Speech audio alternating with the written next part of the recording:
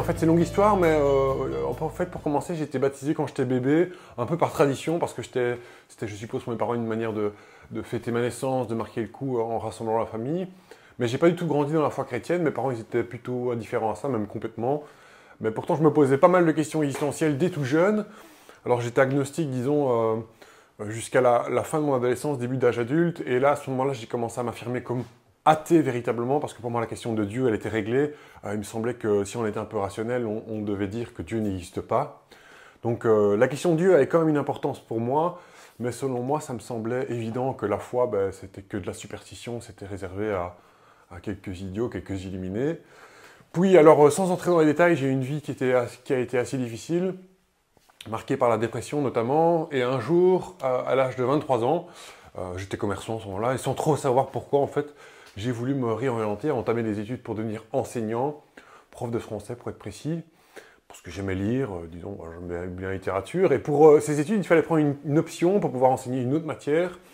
Et alors là, un peu par provocation, je dois l'avouer, j'ai pris l'option religion, donc pour enseigner la religion catholique. Et alors là, j'ai été très étonné parce que les cours m'ont directement passionné, j'ai commencé à lire énormément de théologie, ainsi que la Bible bien sûr, et puis des commentaires exégétiques de la Bible.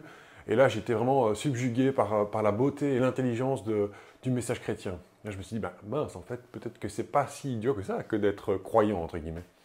Alors là, j'ai voulu, du coup, me rendre dans une église, voir un peu ce que c'était une messe, ainsi que rencontrer un prêtre. Et alors là, ce prêtre que j'ai rencontré, un frère dominicain à Louvain-la-Neuve, il m'a d'emblée proposé de commencer le parcours catéchuménal afin de recevoir plus tard, éventuellement, le sacrement de confirmation.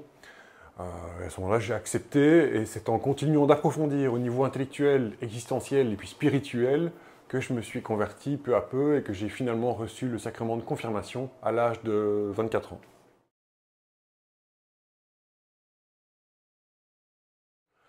J'ai été très bien entouré, bien accompagné par différentes personnes, donc des prêtres, mais aussi les catéchistes, ou bien encore des paroissiens qu'on m'a fait rencontrer ou que j'ai rencontrés comme ça à l'église. On m'a accueilli comme j'étais, avec tous mes défauts, avec mes provocations, mes incertitudes.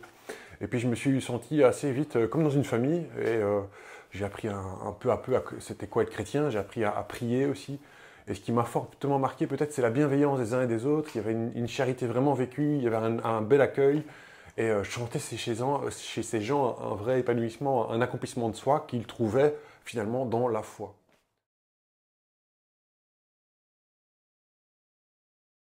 Eh bien pour moi, c'est prendre conscience chaque jour, avec beaucoup de bonheur, que je suis aimé de Dieu.